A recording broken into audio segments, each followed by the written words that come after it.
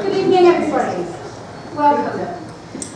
My name is Tamara. I am the library officer here at the City of South Perth Libraries.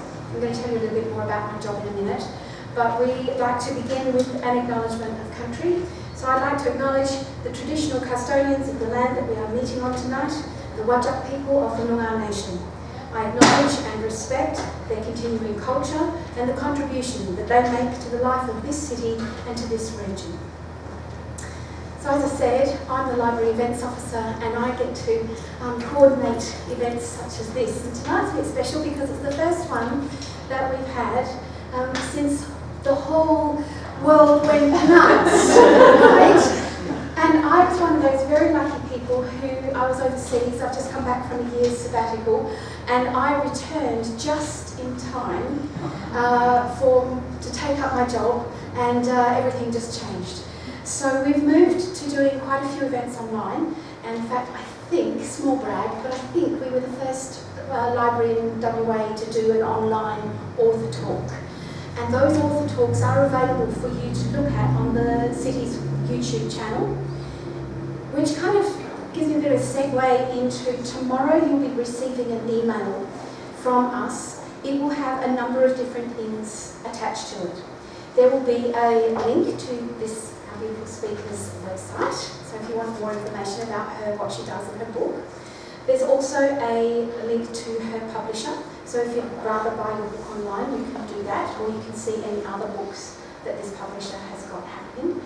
It's a new publishing house, so it's quite exciting to have a look at that. There will also be a connection to the YouTube channel, so all you need to do is click on that and it will take you through to where we've got our online events.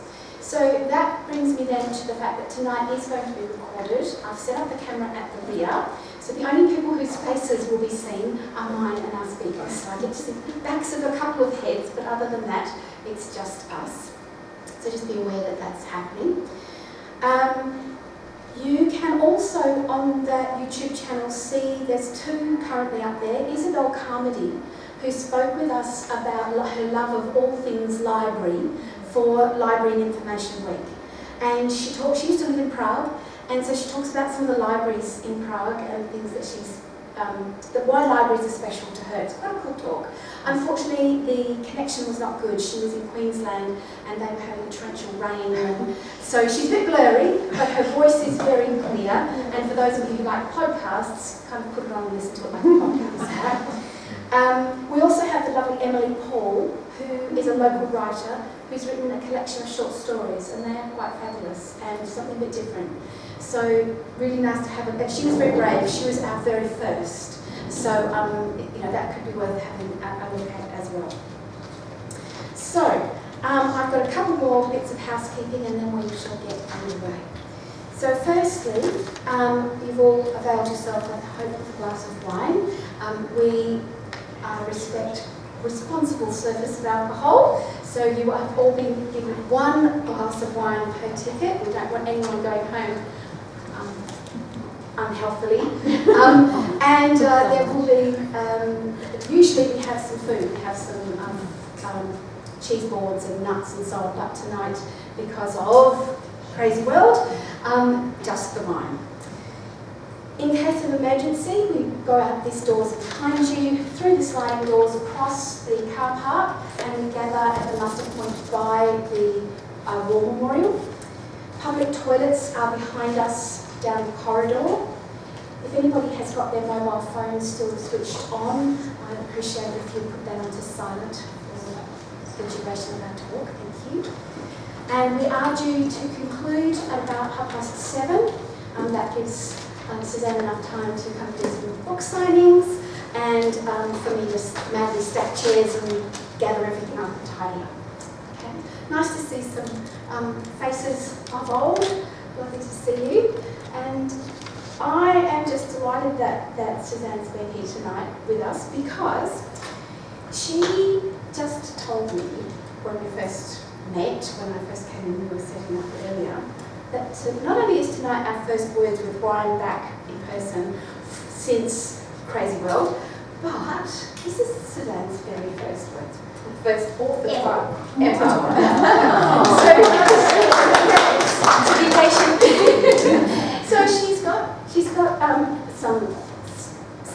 us to look at while she speaks. I believe she's also going to give us a bit of a reading, so that would be lovely. And so I know she's going to share her own story with you, so I'm just going to leave that to Suzanne and just ask you to join me in making her feel very welcome.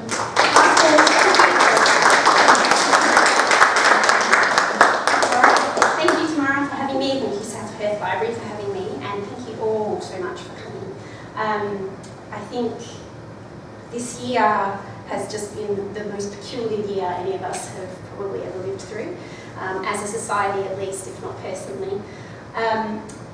My book launched on the 15th of March into an abyss. And so it was, at the time I was like, oh, this is fantastic, I don't care, it's a first book, it's not going to sell anyway, what do I care that, no one is ever going to know it exists.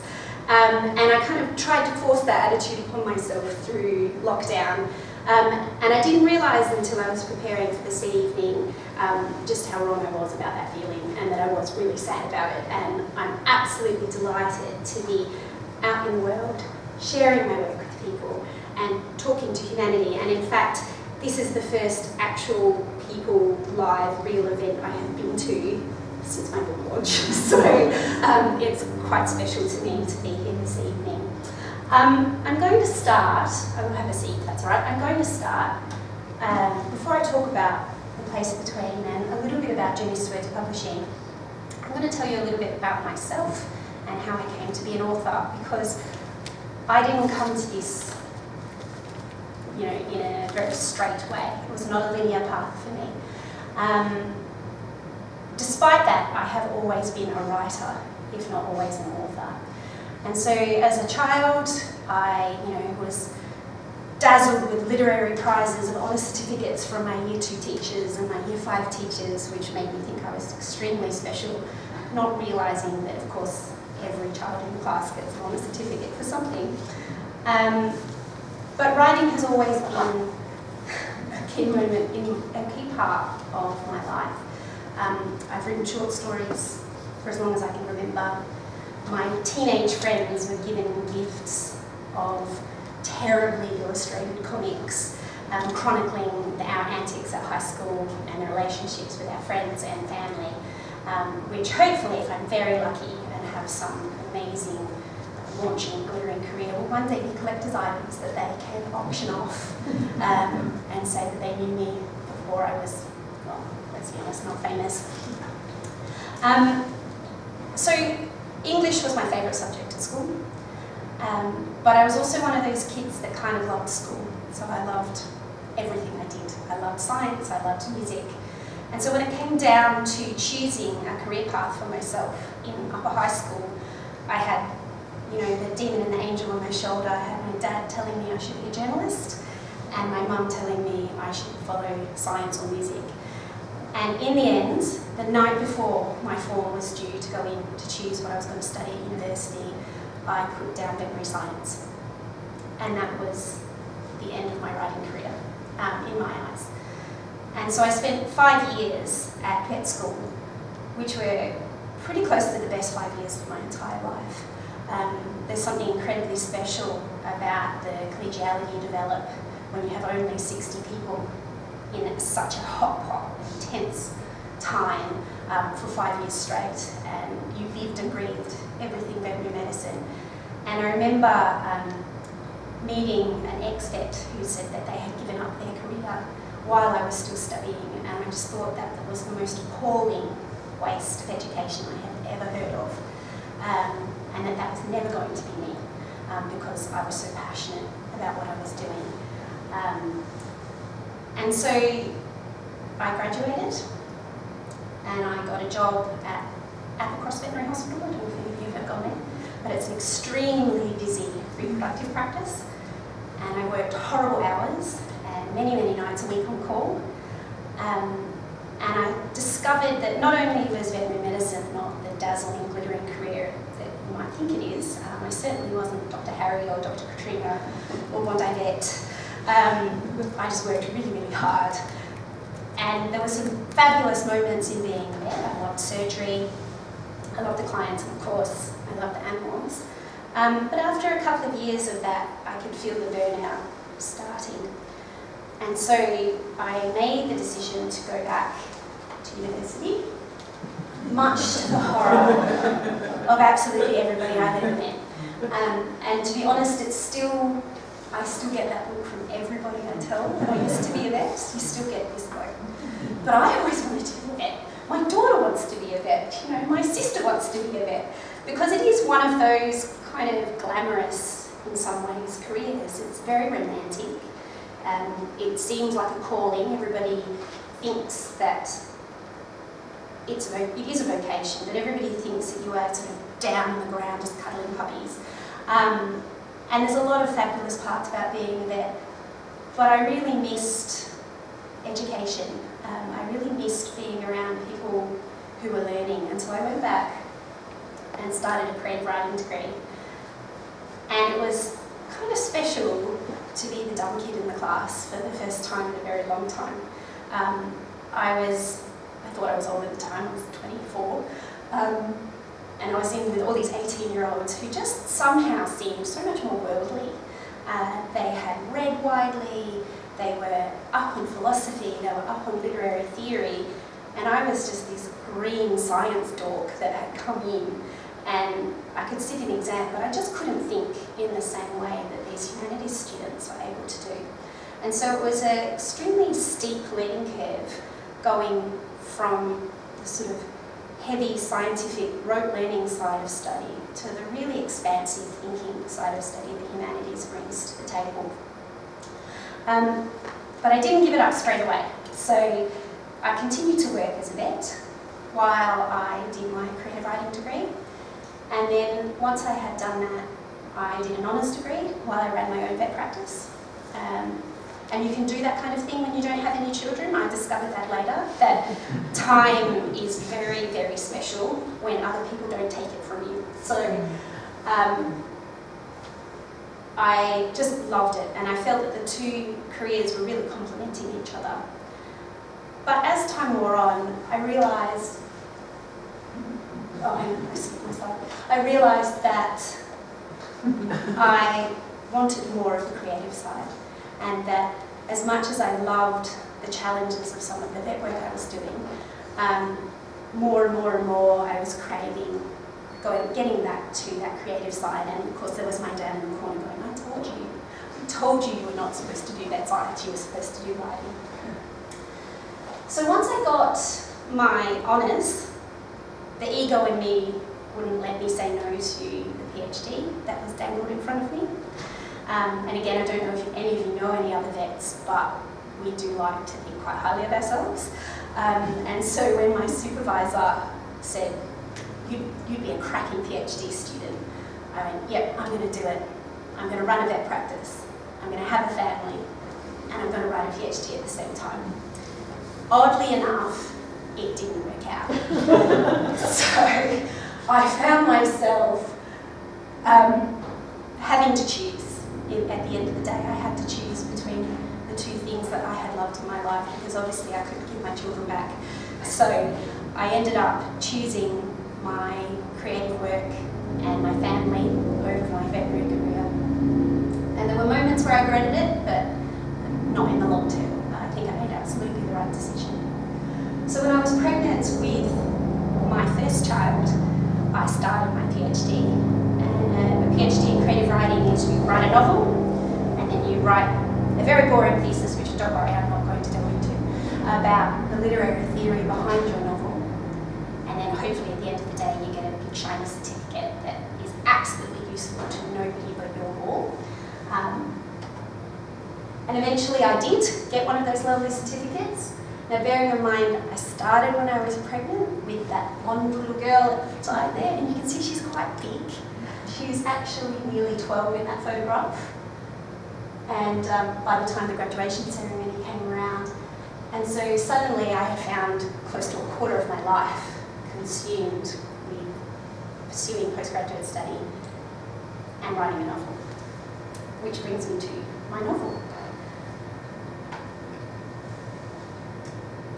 So I took a year out from any kind of work or any kind of hope of publication, and just flaked around the house found that was very unsatisfying and boring, and then decided I needed to publish my book.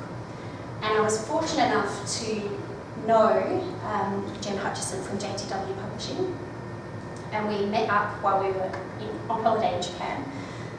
And I happened to have my manuscript with me because, you know, everybody just wanders around with an unfinished manuscript ready to whip out any time a publisher sort of sniffs their way.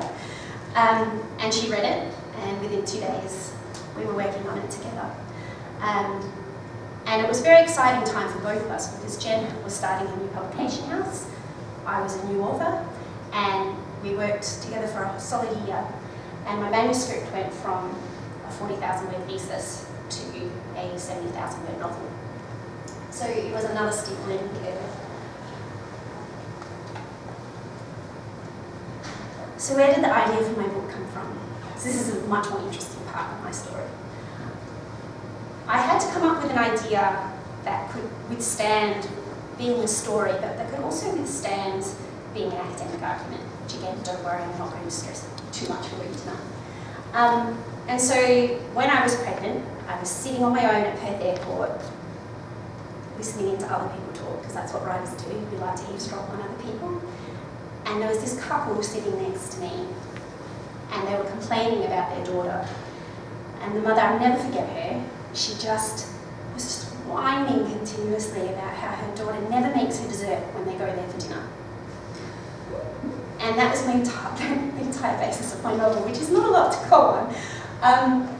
But it did get me thinking, what on earth is going on in this relationship between mother and daughter, that something so petty and so tiny and minor is clearly just irritating this woman to death. Like it was driving her crazy. And her husband was a very kind of lovely, placid sort of guy who sort of sat there and just let her vent upon him.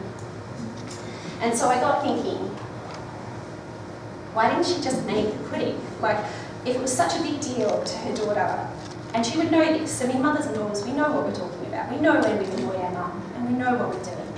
So why didn't this daughter just make the pudding? What was going on in their relationship that stopped this tiny act of reconciliation between these two?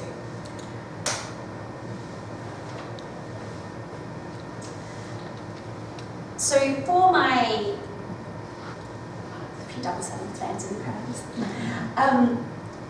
What I became very interested in when I was writing my thesis and when I ended up writing and using it in my novel was how time influences our relationships and influences our sense of identity and influences the way the stories about us are told. So we live in a world now where our concepts of time have completely changed. We're all aware of the kind of very mundane progression of time, hours, days, weeks, months, years, lifetimes. We understand that kind of linear notion of time. But as science has developed, and this is the science talk in me, as science has developed, we also understand that time is cosmic and time is microscopic and time is relative and time is influenced by our emotions and our relationships and the experiences we're having. So we've all had that moment sitting on an aeroplane where we think that time has stopped or gone backwards and this thing's never going to land. And we've also had that time on a holiday where it's evaporated. And so I became very, very interested in the way I could use time in fiction to explore this peculiar relationship over a matter of dessert. So I wanted to think about these two women who had come fully formed into my brain through the notion of time. And that's why there's time travel as a large element of my book. So I centralised the notion of mothers and time and how that influences their relationship.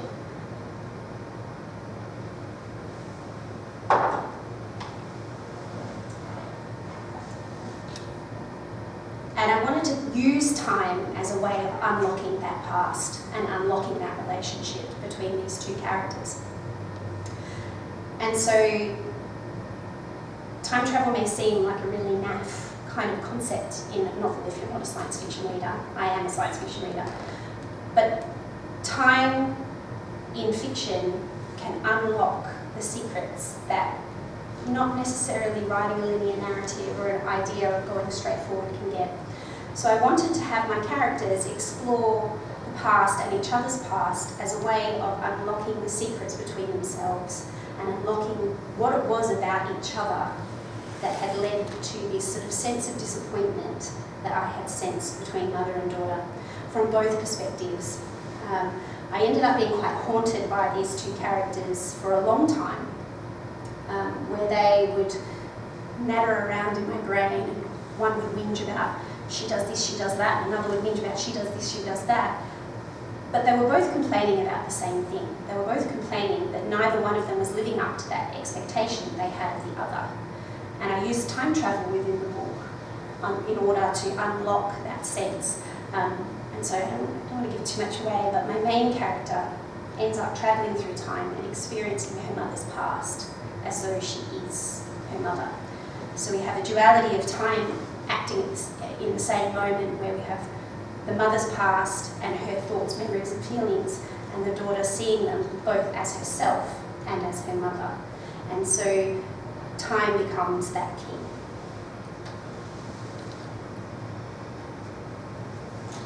I just like that quote because I like characters. But this is some of the powers that fiction can give us that non-fiction cannot, because you cannot change time in a non-fiction narrative. You cannot play with concepts of identity in the same way, and you cannot play with the interaction of characters in the same way. There's something very powerful, I think, about the way fiction leads us through to explore our characters and the things that are driving them and making them make their decisions. I'm just going to leave that there. They're my words. That's the only snippet of my PhD thesis I will make you endure this evening. But at the heart of this book is relationships between mothers and daughters. Time as an experience that is conceptual and that drives us in a different way, based on our experiences and based on our worldview. And so it was very important to me that all of my characters, so there are 3 characters in this book, all of my characters have different experiences of time and come from different eras and interact in the same timescape in a different way.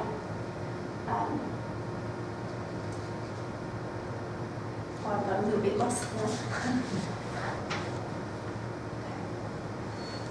But at the heart of it, this is still a very modern book.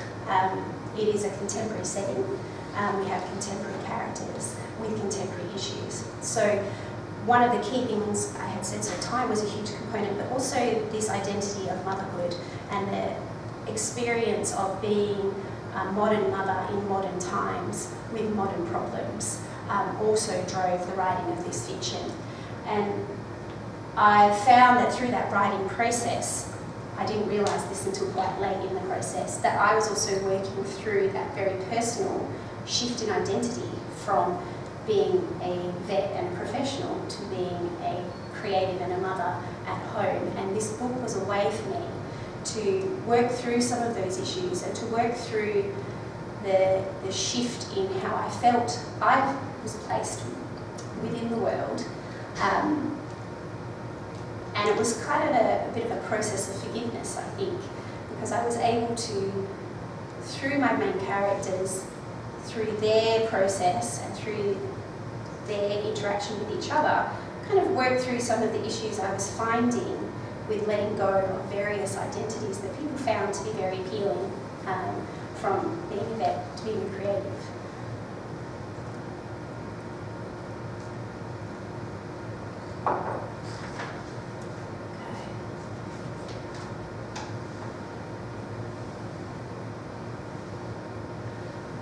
So what I really wanted to get out of this book when I wrote it, and what I wanted readers to get out of this book, was this idea that our memories of the past, our understanding of the past, is true and correct.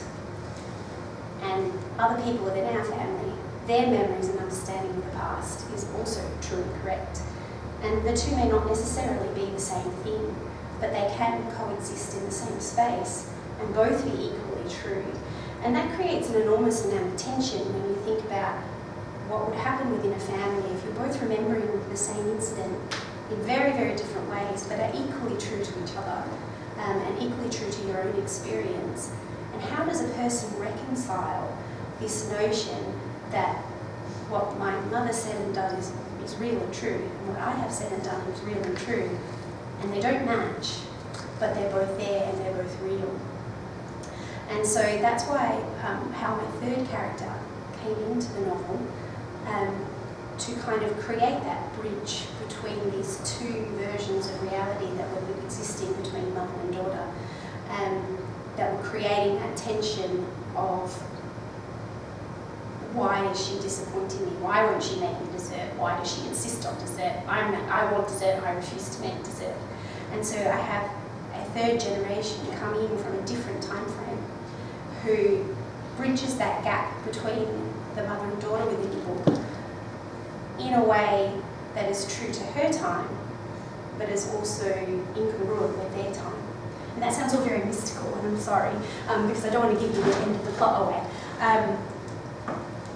But I want to convey to you how exciting this idea that you can manipulate and tweak and change time and have multiple versions of the truth lying on top of each other, and they're all equally valid and they're all equally real. And I've had quite a few people who have now read the book and have talked to me about this and sort of said, oh, have I been unfair to my mother? Like, my memory of this event is this, and her memory of this event is this. Am I wrong? You know, I've always sort of been annoyed at my mum because of, you know, something has happened in the past. But now that I think about it, I was a child looking at it from one perspective, she's an adult looking at it from another perspective. And they're both correct, you know, they both live in that same space. And the beautiful thing about working within creative fiction is that you can create space for all of those ideas. You can create space for all of those truths, all of those notions in one giant, messy, tangled ball. That's quite delightful to explore as a writer. Making it coherent for a reader is a different story again, isn't it? And I had a lot of trouble, in fact, with the time travel components of the novel. It was the most contentious part, and I had to fight very hard to keep this overlay of time within the book in order to have that, what I wanted to have that pushed through. And a lot of feedback was take it out, take it out, take it out. But I think when you have an idea of what you want to work for, it's worth sticking with, and it's worth persevering for 10 years in order to get to that point.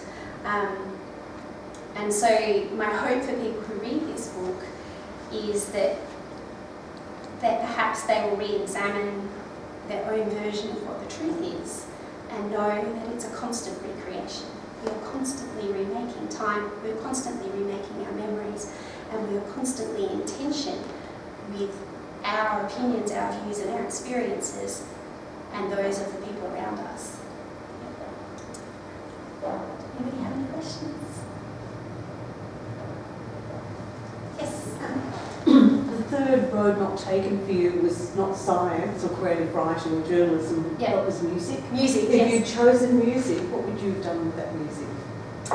So I'm a pianist and flautist and singer. I still sing. Actually, I rehearse in Vic Park. Probably would have ended up being a teacher, I guess, you know, like every other musician in the world. I didn't have the personality for performance. I had terrible stage fright with my music, and so even though I was quite good at it, and I still play, I would have gone to university, studied music, ended up as a music teacher, and then probably gone back to uni and studied something else, you know, I think, very much so. Yeah. Can you tell us a little bit more about your writing technique? Yeah. You know, do you lock yourself away in a room, or do you have a particular routine that you follow? I'm pretty diligent, actually. I'm a real Dorcas. I think the thing that makes me good at study is the fact that I am willing to sit at a desk all day, every day, and churn out the work. And so I have a minimum word count of 1,000 words a day. I have to sit down and I have to write them, and if I don't get my little green bar on my computer, I get very cross with myself. But yes, I have to lock myself away. I have to have quiet, and so COVID has been a horrendous experience for me, because unlike most people in the world, I haven't had less social contact, I've had more, because I've had my husband and my children in my writing space every day for months on end. And as lovely as that is, I'm a terrible homeschool teacher. My kids will attest to that. I'm awful. And my husband is 6'7" and he takes up an enormous amount of space. And so at the moment we're sharing a desk even now, and I'm trying to write like this and he's sort of like sprawled across my space. But I have a very strict routine. I like to get up, exercise my dogs, sit down with a cup of tea, smash out 1,000 words, make a cup of coffee, and if I'm really lucky, smash out another 1,000 words. And so it's all about consistency and routine, and preferably a dog lying on your feet and a cat lying across your keyboard, if you can manage it. So I'm just curious, I want to break into writing, so I'm going to uni at the moment to do a writing course. Yep. What advice would you give to someone who wanted to, I mean, I've been writing my whole life for some reason when I was a kid. Yep. So what advice would you give to someone who wanted to break into getting their work published, not by an indie publisher, but by a reputable one? That's a very good question, and if you can answer it for me, I'd be delighted. It's hard. You've just got to write. You've got to write more, publish as often as you can, build a writing history, build a publication history, submit to journals, submit to competitions, write, and put all your work out at every opportunity you can find.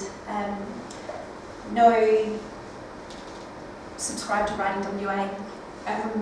They give you lots of opportunities. There's lots of associations that help you find places to have your work set, and depending on what your work is, it's not even about finding a big publisher, it's about finding the right publisher for you, because your work may not fit in a large publishing house catalogue, and you may find, depending on what you're writing, that an indie publisher is the space that you need to go to.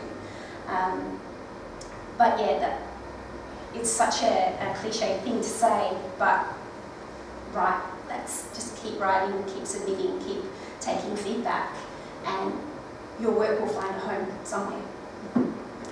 I've heard publishers talk about they are like beer brewing, so there's boutique beers and there's boutique publishers, and it's about if your content is boutique, then great, and if it's not, then you need to go along to one of the big, massive publishing worlds. But it's, as you say, it's about knowing your own writing. And the other thing that I've heard a lot of writers say, having been the person who's been to a lot of these, is editors, is making sure that you have an editor, a good editor, and often it's editors that will point you in the right direction for publishing. So that could be helpful to you. And I don't have an agent, but if you find an agent who's passionate about your work, they will know the markets that your work belongs in as well. It sounds to me like you're a great technical thinker, and so I'm very interested in how you approach time travel physically. Like, did you need palm cards to avoid doubling up on That's such a good time question. frames? Yeah. I got a little bit, you probably noticed, I got a little bit tangled in my talk there, so I didn't actually technically manage that very well. But I went through every system you can think of. So I had multiple notebooks, I had boxes of index cards, I had a massive whiteboard with notes written all over, I had, mind maps, I had that big W, I don't know if you've seen that plotting W, have you seen that, Melinda?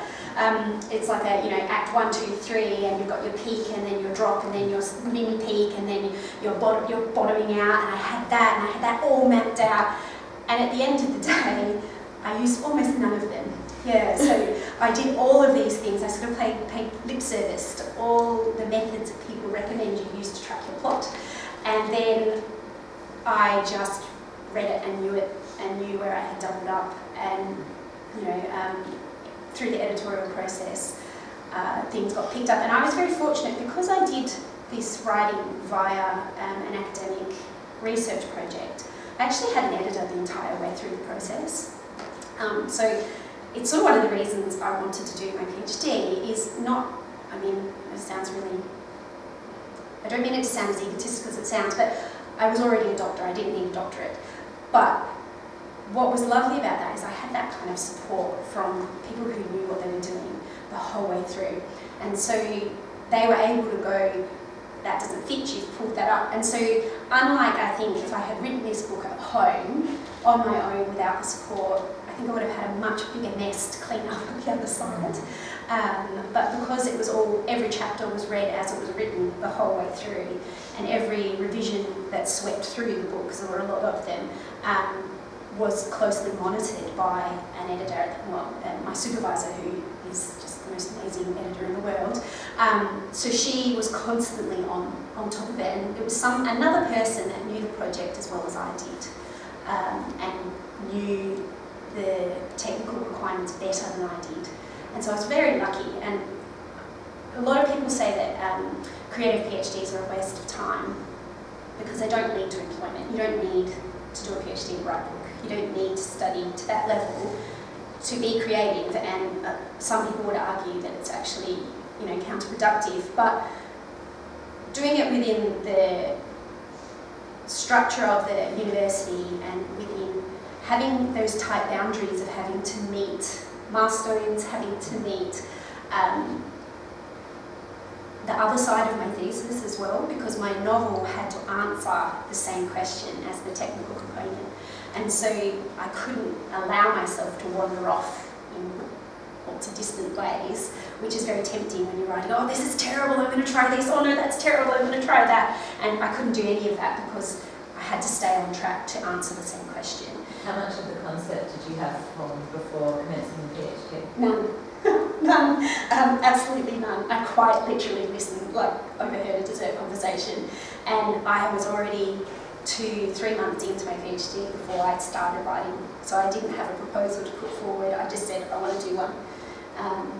So it was I'm a very much a discovery writer, so I don't plot. I sit down and I write, and then the next morning I get up and I'm like, oh, I think I'll do this today, and I write. And then the next morning I'm like, oh, that's an interesting idea, I'll write. And I impose that structure later down the track.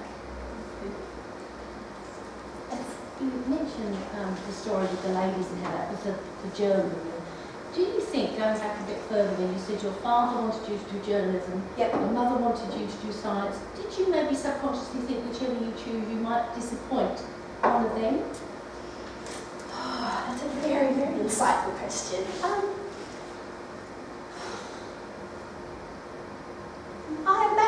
Maybe, I don't know. I mean, my mum is a very strong character, and my dad is a very gentle character. And so maybe I felt it was the path of least resistance, perhaps, going down, following the science side. But I was also an absolute animal nut. I lived and breathed animals, and I still do. I still get to go all gooey if I see dogs at the park or cats at the park. And I cannot watch a film or buy a book where they kill an animal in it. I can't do it. But I guess maybe part of me always knew that you can write and work, because very few writers are full-time writers. And so maybe I sort of felt that was going to give me a job. Going down the writing path may not have. And I think I was a very practical 17-year-old. I was probably too practical in reality. And I think I wanted a sure thing. I had got the marks, I was going to tick that box, I was going to go through, and I could always do something later, I think, rather than the idea that I would disappoint one or other of my parents. But I think I was more practical at the time. Whereas being a little bit older, being married, having some financial support, gave me that breathing space to kind of explore what made me happy over what I necessarily needed in a practical sense. You mentioned just then about path of least resistance, and one of the things I picked up from what you said when you were talking about the time travel was the fact that editor or your supervisor, there was possibly pressure not to put that in. Yep. So how do you manage to stand your ground, and because obviously they are the expert in their fields on it, that must be really hard. It was so hard. And the time travel didn't come into the book until probably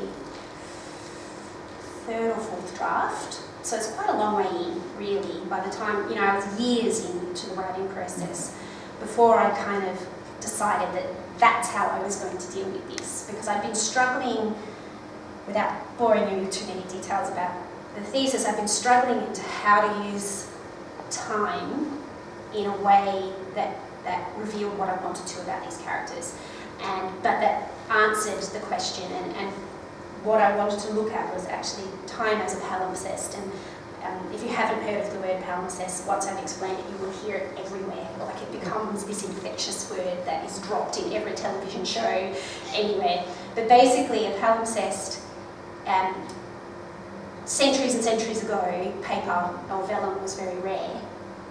And so documents would be scrubbed clean, chemically scrubbed clean, and overwritten with other texts. And over time, over centuries, the underlying text would oxidise and the initial words would come through. And so you'd have a piece of paper that would have two completely unrelated texts lying on top of each other from 1,000 years apart. And the most famous of those is the Archimedes palimpsest, which was discovered in the 19th century, I think. And it became a big area of scholarship in the sort of 1850s. And new chemical processes meant that they could treat the paper, the parchment, and find all these lost texts that had been deleted and brought back. And so my concept of time travel was basically to reproduce this idea of the palimpsest between the mother and daughter, with the overlaying of their memories, so that they're coexisting in exactly the same space, exactly the same time, but are completely discrete. And so I couldn't think of any other way to explore this concept of time apart from time travel. And it's not like, somebody read it and went, oh, thank God there's no TARDIS in it. It's not that kind of time travel. But and so I had to fight really, really hard, and I had more than one supervisor go, is this what you want to do? And even right to the end, it got a massive rewrite again in that final year before publication. But I think, I really believe it was worth clinging to. And at the end of the day, I think it's what is the most interesting factor about the book. But not wanting to disappoint a tutor or a lecturer is terrible, because I'm a pathological pleaser. So it took a lot of strength, but I'm really glad I did stick